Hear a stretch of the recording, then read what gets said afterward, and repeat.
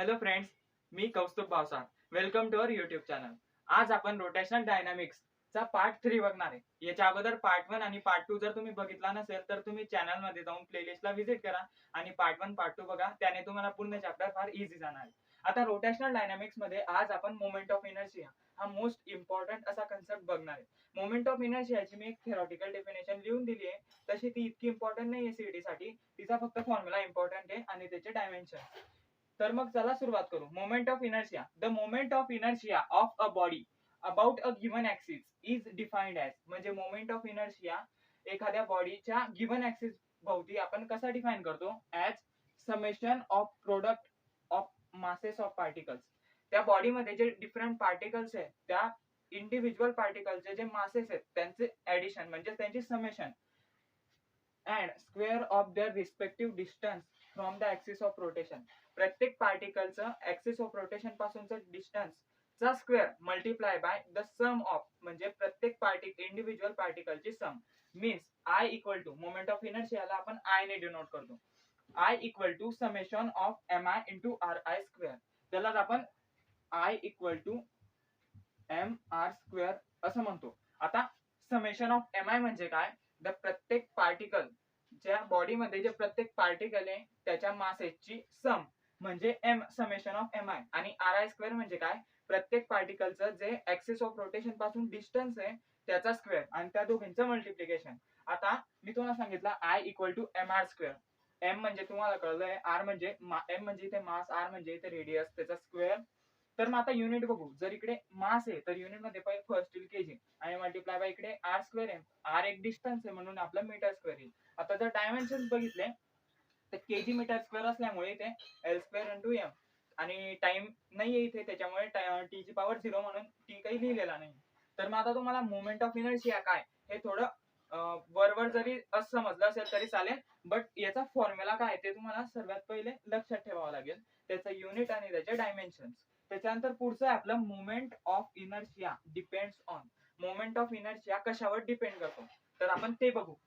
Mass of the body म्हणजे moment of inertia मासवर depend करतो. हे तर आपल्याला डेफिनेशन मध्ये समजलंय, कारण तो प्रत्येक पार्टिकलच्या इंडिव्हिज्युअल मासेसची समेशन आहे, म्हणजे पूर्ण बॉडीचा मास त्याच्यावर मासवर तो डिपेंड करणार आहे. म्हणून moment of inertia depends on first mass of the body.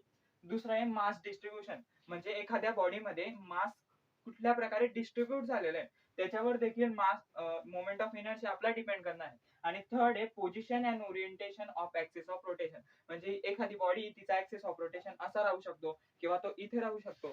तर मग पोझिशन जी आहे ऍक्सिस ऑफ रोटेशनची त्यावर देखील आपला मोमेंट ऑफ इनर्शिया डिपेंड करणार. तर आता मोमेंट ऑफ इनर्शिया काय हे तुम्हाला समजलं असेल. आपण प्रत्येक शिकवलेल्या कन्सेप्च्युअल टॉपिक वर नंतर प्रॉब्लेम्स घेणार आहेत, त्याच्यामुळे प्रॉब्लेमची चिंता तुम्ही करू नका. त्याचाच एक सब टॉपिक आहे रेडियस ऑफ गायरेशन.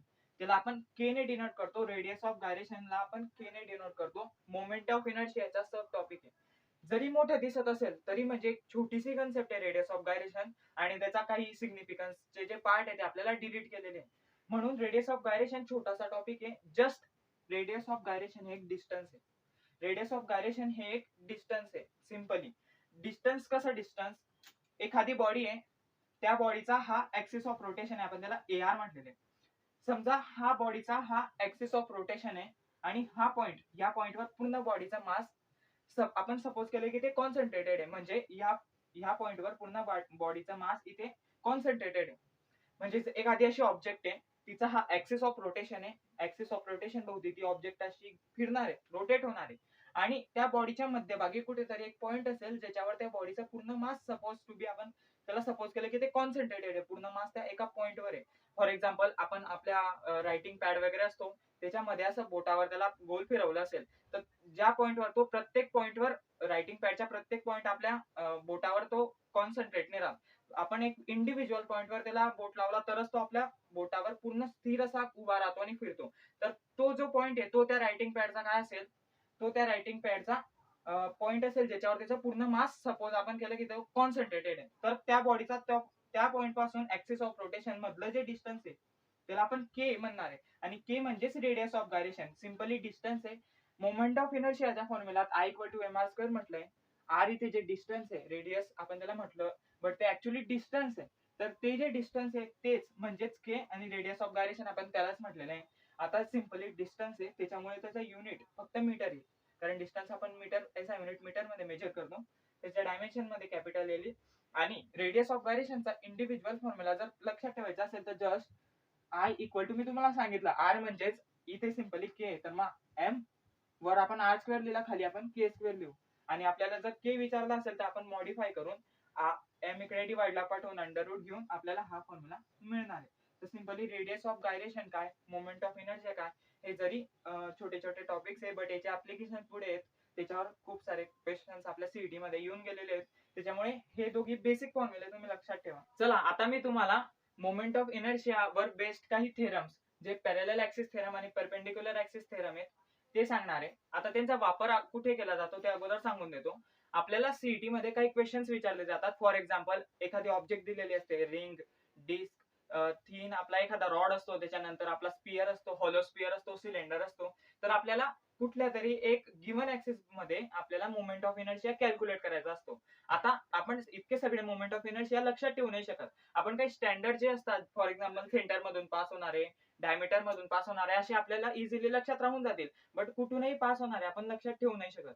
तर मग आता तेच कसे कॅल्क्युलेट करायचे, त्याच्यासाठी हे दोन बेसिक फॉर्म्युले ते थेरम्स आहेत, पॅरलल ऍक्सिस थेरम आणि परपेंडिक्युलर ऍक्सिस थेरम. तर मग आपण सर्वात अगोदर पॅरलल ऍक्सिस थेरम बघू.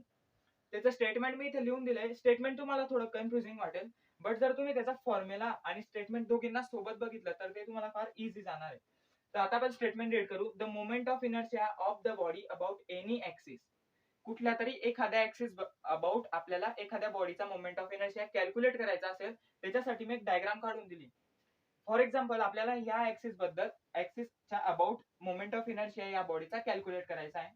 त्या बॉडीचा मास आहे एम आणि हा जो ऍक्सिस आहे तो बॉडीच्या सेंटर मधून पास होतोय. तर मग आपण त्या सेंटर मधून पास होणाऱ्या ऍक्सिसच्या अबाउट मोमेंट ऑफ इनर्शियाला आयसी म्हणून कन्सिडर करू आणि रिक्वायर्ड ऍक्सिसच्या अबाउट मोमेंट ऑफ इनर्शिया जो आपल्याला कॅल्क्युलेट करायचा आहे त्याला आयओ म्हणू. मीन्स आपल्याला आयओ काढायचा आहे.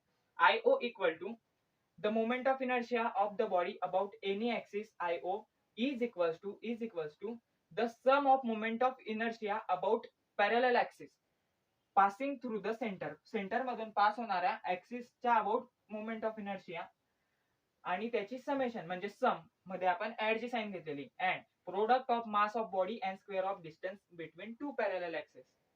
या एखादी ऑब्जेक्ट आहे तिचं मास मल्टिप्लाय बाय जे दोन ऍक्सिस आहे, एक आपला सेंटर वाला आणि जो ज्याच्या अबाउट काढायचंय त्या दोघींमधला डिस्टन्सचा स्क्वेअर म्हणजे एम आर स्क्वेअर.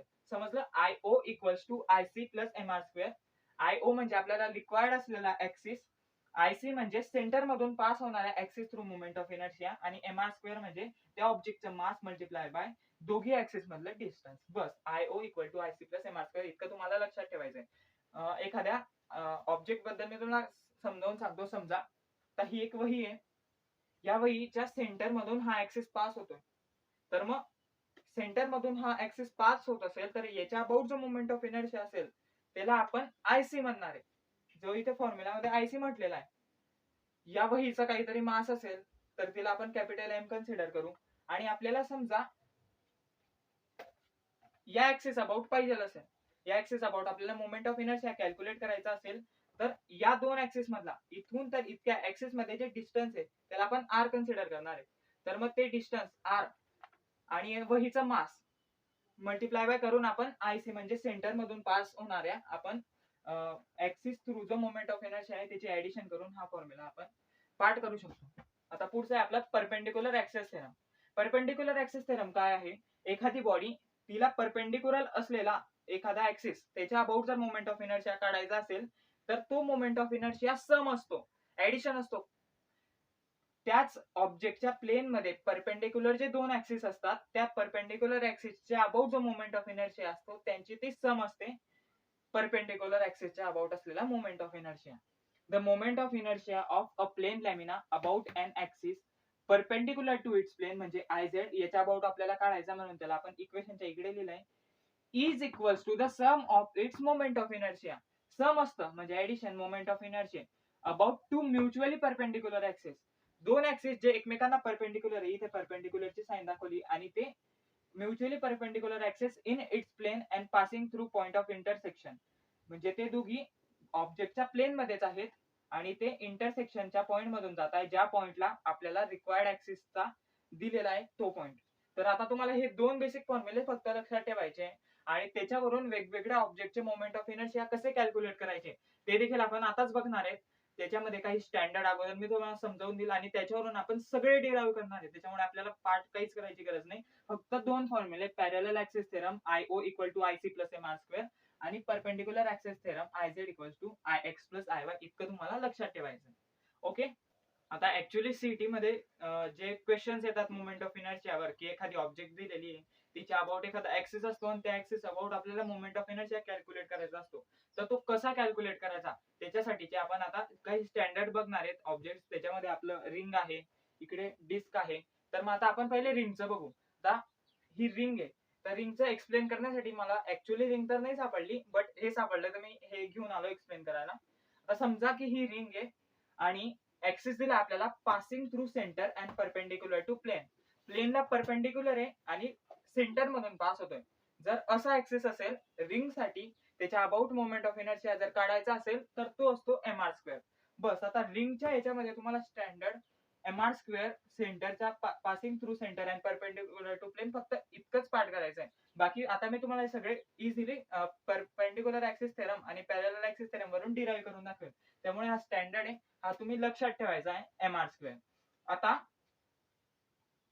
पुढचा ऍक्सिस आपला tangent perpendicular to the plane. आता डिस्कला आपली रिंगला टँजेंट असणार आहे आणि ती प्लेनला परपेंडिक्युलर असणार आहे. टँजेंट अशी सुद्धा असू शकते, बट इथे म्हटलेलं आहे स्पष्ट परपेंडिक्युलर टू प्लेन, म्हणून आपली टँजेंट अशी अशी कुठल्या प्रकारची एक येणार आहे. बट आता विचार केला तर ऍक्च्युअली सेंटर पासून टँजेंटचं डिस्टन्स हे ऑलवेज R असतं. तर मग आपल्याला तो फॉर्म्युला आठवायचा आहे पॅरलल ऍक्सिस थेरमचा. तो होता IO equals to IC plus MR square. आता आपल्याला टँजेंट थ्रू पासिंग होणाऱ्या ऍक्सिस मधून काढायचा आहे, तर त्याला आपण IO म्हणू. IC म्हणजे आपल्याला आता माहित पडून गेले की सेंटर मधून पास होणाऱ्याचा MR स्क्वेअर आहे, तर आपण MR स्क्वेअर घेऊ. रिंगचं मास M दिलेलं आहे आणि टँजेंटचं जे डिस्टन्स असतं सेंटर पासून ते ऑलवेज R असतं, म्हणून आपण सिम्पली इथे MR स्क्वेअरच ऍड करू. आपल्याला मिळालं ट्वाइस MR स्क्वेअर. आता टँजेंट आपण डिराईव्ह करून घेतलेलं म्हणजे सिम्पली आपल्याला आता parallel axis perpendicular axis theorem वापरूनच डिराईव्ह करायचे. एक सुरुवातीचा सिम्पली आपल्याला लक्षात ठेवायचा असतो. आता पुढचं आहे आपलं डायमीटर मधून पास होणारा एनी ऍक्सिस जो डायमीटर मधून पास होईल. आता ही रिंग आहे, तर असा ऍक्सिस जो असा डायमीटर थ्रू पास होईल, असा मधूनच कुठून तरी नाही, कॉर्डचा वगैरे नाही, असा एकदम सेंटर मधून जो डायमीटर सारखा पास होणार आहे, त्याच्या अबाउट जर आपल्याला मोमेंट ऑफ इनर्शिया काढायचा आहे, तर आपण याच्यामध्ये आता परपेंडिक्युलर ऍक्सिस वापरणार आहे. ही रिंग आहे आपली आणि हा सेंटर थ्रू पास होणारा ऍक्सिस आहे. हे डायमीटर थ्रू पास होणारे म्युच्युअली परपेंडिक्युलर ऍक्सिस आहे. आता आपल्याला डायमीटर मधून पास होणाऱ्या ऍक्सिस भोवती काढायचा आहे, तर हा आपण याला IO म्हणू. आता आपल्या परपेंडिक्युलर जो पॅरलल ऍक्सिस होता त्याच्यामध्ये आपल्याला म्हटलेलं होतं IZ equals to IX plus IY. आता आपल्याला याची व्हॅल्यू माहित पडून गेली, ती आहे MR स्क्वेअर. आपण इकडे MR स्क्वेअर घेऊ आणि डायमीटर मधून पास होणारे दोघी सेम आहेत, IO म्हणून आपण त्यांना IO plus IO twice IO करून घेऊ. तर आपल्याला IO ची व्हॅल्यू MR स्क्वेअर अपॉन 2 मिळणार आहे, जी आपण इथे काढलेली आहे MR स्क्वेअर अपॉन 2. आता खूप मुलांना हे जे फॉर्म्युला आहे या प्रकारे डिराईव्ह करणं कठीण वाटेल, तर त्यांनी 4 स्टँडर्ड पार्ट करून घेऊ शकतात. बट मी तर सजेस्ट करेन की तुम्ही parallel axis theorem perpendicular axis theorem लक्षात ठेवायचा आहे. आता पुढचा आहे आपला टँजेंट इन प्लेन. आता मी सुरुवातीला सांगितलं होतं की टँजेंट अशी पण असू शकते किंवा अशी पण असू शकते. तर आता म्हटलेलं आहे टँजेंट इन प्लेन, तर मग आता ही रिंगला टँजेंट आणि ती टँजेंट जी ती रिंगच्या प्लेन मध्येच असणार आहे. तर मग आपण वरच डिराईव्ह केलं डायमीटर मध्ये MR स्क्वेअर अपॉन 2 होतं. आता डायमीटर मधून जाणारा जर MR स्क्वेअर अपॉन 2 होतं आणि दोघींमध्ये आपल्याला माहिती की डिस्टन्स R चं असतं, तर मग आपण इझिली इथे MR स्क्वेअर अपॉन 2 प्लस परत MR स्क्वेअर करणार आहे, कारण या रिंगचं मास सेम होतं आणि आता परत डिस्टन्स R आहे. MR square upon 2 plus MR square आपल्याला 3/2 MR स्क्वेअर मिळणार आहे. तर या प्रकारे आपण रिंगचं केलेलं आहे. आपण आता तसंच डिस्क साठी पण बघणार आहे.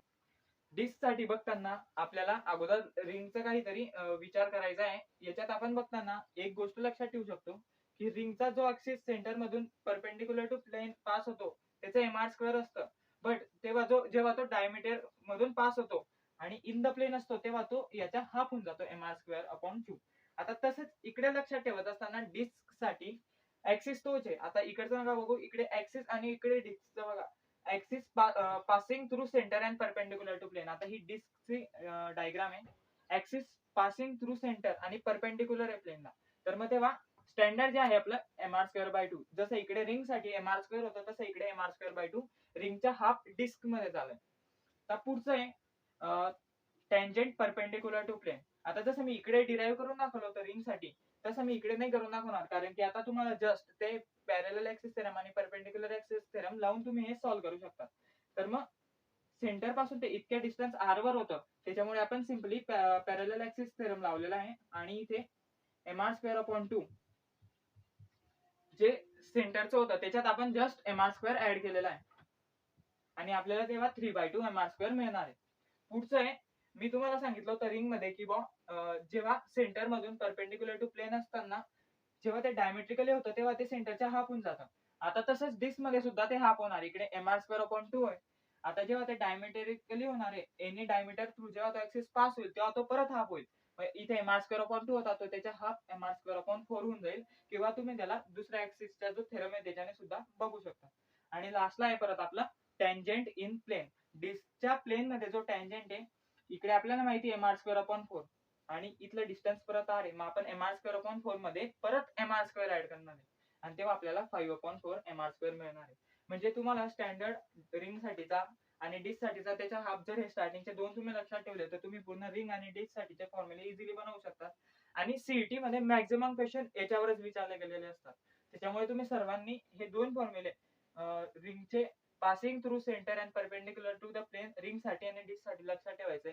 बाकी जर तुम्हाला डिराईव्ह करता येत असेल तर खूप चांगली गोष्ट आहे, नाही तर मग तुम्ही असं पण लक्षात ठेवू शकता. आता आपण सॉलिड स्पिअर साठी आणि हॉलो स्पिअर साठी मोमेंट ऑफ इनर्शिया कसे असणार आहेत ते बघू. तर मग आता हॉलो स्पिअर साठी, आता स्पिअर एक्झाम्पल एक्सप्लेन करण्यासाठी मी हा बॉल आलाय. हा हॉलो टाईप आपण याला म्हणू शकतो, बट हा पूर्णपणे हॉलो पण नाही आणि पूर्णपणे आपण याला सॉलिड पण म्हणू नाही शकत. तर मी तुम्हाला याच्यावर एक्सप्लेन करून दाखवणार आहे. फॉर हॉलो स्पिअर आपला रोटेशनचा जो ऍक्सिस असणार आहे तो एनी डायमीटर. आता तुम्ही म्हणाल की इन प्लेन परपेंडिक्युलर असं तर काही लिहिलंच नाही, बट ऍक्च्युली जर तुम्ही व्यवस्थित विचार केला तर एखादा बॉल असतो तो पूर्ण त्याला कुठल्याही डायमीटरने आपण कसंही घेतलं तर तो मीटरच येणार आहे आणि बॉलचा कुठलाच प्लेन नसणार आहे, कारण बॉल हा स्पेरिकल असणार आहे. त्याच्यामुळे ते आपण असं स्पेसिफाय नाही केलंय की बॉलच्या प्लेन मध्ये बॉलला परपेंडिक्युलर. तर एनी डायमीटर म्हणजे ती डायमीटर अशी असू शकते, अशी असू शकते, अशी असू शकते. डायमीटर मधून फक्त पास होणारा जर असेल आणि स्पिअर हॉलो असेल तर आपल्याला लक्षात ठेवायचं तो असणार आहे 2/3 एमआर स्क्वेअर. 2/3 एमआर स्क्वेअर हा स्टँडर्ड आहे. आणि एनी टँजेंट, टँजेंट म्हणजे असा पास होईल किंवा असा पास होईल, असा कसाही पास होऊ शकतो. टँजेंट म्हणजे बस तो आपल्या बॉलला एका पॉइंटला टच करून जाणार आहे, म्हणजे आपल्या स्पिअरला तो एका पॉइंटला टच करून जाणार आहे. तर मग आता आपण बघितलं होतं पॅरलल ऍक्सिस थेरम मध्ये हे डिस्टन्स आर आणि स्पिअरचा मास एम, म्हणजे आपल्याला याच्यामध्ये just M R square add करायचा आहे. मग आपण 2/3 एम आर स्क्वेअर मध्ये जर एम आर स्क्वेअर ऍड केलं तर मग आपण याला ऍड करण्यासाठी डिनॉमिनेटर सेम करू, मध्ये आपला 5/3 एम आर स्क्वेअर बनणार आहे. तसंच सॉलिड स्पिअर साठी आहे. तर सॉलिड स्पिअर साठी जेव्हा ऑब्जेक्ट हॉलो असतो, हॉलो ऑब्जेक्ट वरून आपण सॉलिड ऑब्जेक्ट कडे जेव्हा जातो तेव्हा आपला मोमेंट ऑफ इनर्शिया डिक्रीज होणार आहे. इथे व्यवस्थित बघितलं तर 2 एम आर स्क्वेअर अपॉन 3 आहे आणि इकडे 2 एम आर स्क्वेअर अपॉन 5, म्हणजे आपण इथे 3 ने डिवाइड करतो आणि इथे 5 ने, इथे मोठ्या नंबरने डिवाइड करतोय. त्याच्यामुळे ही जी व्हॅल्यू आपली ही कमी येणार आहे. म्हणजेच हॉलो कडून सॉलिड कडे जेव्हा जात असतो तेव्हा आपला जो मोमेंट ऑफ इनर्शिया तो कमी होणार आहे. जसं रिंग कडून आपण डिस्क कडे जात होते तेव्हा आपला मोमेंट ऑफ इनर्शिया कमी होत होता, तसंच स्पिअरच्या केस मध्ये देखील होणार आहे. तर आता सॉलिड स्पिअर साठी ते 2/5 एम आर स्क्वेअर आहे एनी डायमीटर मधून पास होणाऱ्या ऍक्सिस अबाउट. तेच जसं तसं इकडे M R 2/5 M R square. आणि आता टँजेंटच्या केस मध्ये आपण प्लस परत एम आर स्क्वेअरच करणार आहे. आता तुम्ही असा विचार करत असाल की आपण दरवेळेस तर फक्त एम आर स्क्वेअरच ऍड करतोय, मग आपल्याला दुसरी कुठली गोष्ट एम आर स्क्वेअरच्या जागेवर घेता येणार नाही का? तर त्याच्यासाठी जे रॉडचं एक्झाम्पल आहे ते मी आता याच्यानंतर तुम्हाला एक्सप्लेन करणार आहे ते लास्ट असणार आहे या पार्टचं. बट रॉड मध्ये तुम्हाला समजून जाईल की इकडे ऑलवेज mr स्क्वेअरच ऍड करत नाही, इकडे दुसरं पण काही आपण ऍड करू शकतो. बट आता इथे तरी डिस्टन्स r आहे आणि मास m आहे म्हणून आपण इकडे mr स्क्वेअर ऍड केला आहे, तो आपल्याला 7/5 mr स्क्वेअर मिळणार. हे स्टँडर्ड फॉर्म्युले आहेत, याच्यावर सीईटी मध्ये इझिली क्वेश्चन येतात आणि ते तुम्ही सॉल्व्ह करू शकतात. बस तुम्हाला हे कन्सेप्ट माहित पाहिजे. तुम्ही याच्यावरची प्रॅक्टिस जर केलेली असेल तर ते तुम्हाला जमणार आहे. आता आपण व्हिडिओच्या लास्टला फक्त 3 रॉड साठी बघणार आहे, त्याच्यानंतर आपण पार्ट 3 संपवणार आहे. आता मी तुम्हाला मागे बोललो की फक्त mr स्क्वेअरच ऍड नसतं करायचं, r ची व्हॅल्यू डिफरंट पण असू शकते. तर आता ती डिफरंट कशी असते ते मी रॉडच्या याच्यात एक्सप्लेन करणार आहे. आता रॉड म्हणजे एखादा रॉड टाईप, तर त्याला एक्सप्लेन करण्यासाठी मी तुम्हाला डस्टरच घेऊन दाखवतो. समजा हा एक रॉड आहे आणि त्याच्या सेंटर मधून एखादा ऍक्सिस पास होतोय. सेंटर मधून, आता तो इतका तर लांब नसणार आहे, बट आपण त्याला कन्सिडर करू. त्याच्या सेंटर मधून एखादा ऍक्सिस जेव्हा पास होतो तेव्हा स्टँडर्ड त्याचा मोमेंट ऑफ इनर्शिया असतो ml square upon 12. ml square upon 12 where l is the length of the rod. अगोदर r स्क्वेअर घेत होते कारण ते राऊंड ऑब्जेक्ट होते, त्याच्यात रेडियस आपण कन्सिडर करायचे. बट आता हा लेंथ आहे याला, त्याच्यामुळे l त्याची लेंथ कन्सिडर करून आपण ml स्क्वेअर अपॉन 12 हा त्याचा स्टँडर्ड फर्स्ट फॉर्म्युला आपण घेतलेला आहे. आता ऍक्सिस आहे आपला हा, जो टेंजेन्शियली जातोय रॉडला. रॉडला जेव्हा टेंजेन्शियली ऍक्सिस जात असेल आणि तो रॉडला परपेंडिक्युलर असेल, तेव्हा आपल्याला इथे लगेच दिसतंय की हे डिस्टन्स आहे आपलं l/2. हे दोघी ऍक्सिस एकमेकांना पॅरलल आहेत. मग आपण लगेच पॅरलल ऍक्सिस थेरम लावू.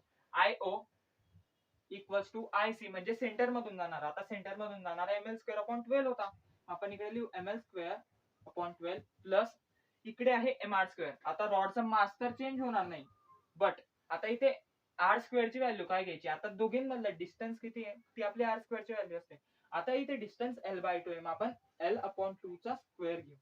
तर मग आपला पुढे म्हणेल ml square upon 12 plus ml square upon 4. आता आपल्याला डिनॉमिनेटर सेम करण्यासाठी आपण इकडे 3 ने मल्टिप्लाय करू. एक डिनॉमिनेटरला 12 झाला आणि हे 3 ml square plus ml square 4 ml square upon 12. 4 ने हा 12 कॅन्सल होईल, इथे 3 येईल. आपल्याला मिळालं जेव्हा टेंजेन्शियली रॉडचा ऍक्सिस पास होतो त्याच्या अबाउट मोमेंट ऑफ इनर्शिया आपल्याला मिळतो ml स्क्वेअर अपॉन 3. आता फॉर एक्झाम्पल जर आपल्याला डिस्टन्स दिलेलं आहे l/4, म्हणजे एखादा ऍक्सिस आहे l/4 डिस्टन्स वर सेंटर पासून, त्याच्या अबाउट आपल्याला जर मोमेंट ऑफ इनर्शिया काढायचा असेल तर आपण आता काय करणार आहे, आपण आता IO जो आपल्याला रिक्वायर्ड आहे इक्वल्स टू IC जो होता आपला ml square upon 12 plus m. आता डिस्टन्स आपलं l/2 नाही किंवा l नाही, आता डिस्टन्स आपलं l/4 आहे. मग आपण आता l अपॉन 4 चा होल स्क्वेअर करून याच्यात ऍड करणार आहे. मग ते कसं बनेल ml square upon 12 plus ml square upon 16.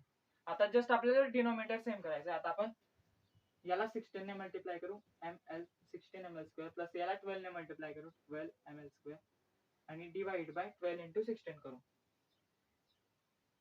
तो येईल आपला 192. आता हे इकडे वर लिहितोय मी IO is equal to 16 plus आपलं 12 करायचं आहे, तो बनेल आपला 28 ml square upon 192.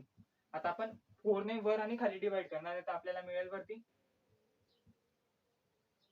7 ml square upon 48. तर हे आपल्या इथे मिळालेलं आहे. तर या प्रकारे म्हणजे आपल्याला जर स्टँडर्ड माहित असेल आणि parallel axis theorem, perpendicular axis theorem माहित असेल तर आपण इझिली कुठल्याही ऑब्जेक्ट साठी आपल्याला वाटेल त्या डिस्टन्स वर ऍक्सिस ऑफ रोटेशन असेल तिथून आपण मोमेंट ऑफ इनर्शिया कॅल्क्युलेट करू शकतो. खूप एक्झाम्पल्स मध्ये आपल्याला डिस्टन्स पण दिलेलं असतं, त्याच्यानंतर मास वगैरे दिलं असतं आणि एक व्हॅल्यू आपल्याला काढायची असते. तर आता हा पूर्ण मोमेंट ऑफ इनर्शियाचा पार्ट तुम्हाला जर समजला असेल तर समजला नसेल तर तुम्ही याला परत एकदा बघा आणि याची प्रॅक्टिस पण करा. याच्यावरच क्वेश्चन मॅक्झिमम क्वेश्चन सीईटी मध्ये येणार आहे. तर याच्या अगोदरचे 2 पार्ट तुम्ही नसतील बघितले तर तुम्ही चॅनलच्या प्लेलिस्ट मध्ये जाऊन ते दोघी पार्ट बघा आणि या पार्ट मध्ये जर काही प्रॉब्लेम असेल तर तुम्ही कमेंट सेक्शन मध्ये आम्हाला कळवा. थँक्यू.